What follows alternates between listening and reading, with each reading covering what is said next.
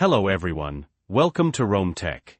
Today we will be discussing how to remove an email account from your iPhone. It's actually quite easy. First, we need to open the Settings app on your iPhone. Go ahead and do that now.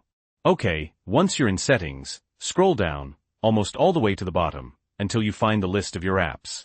Find Mail in that app list, and click on it. Great. Now, near the top of the screen, you should see Accounts.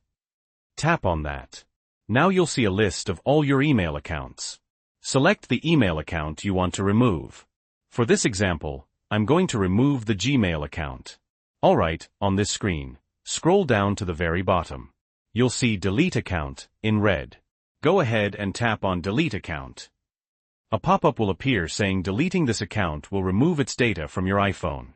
Make sure you're ready to do this, and then tap Delete Account again.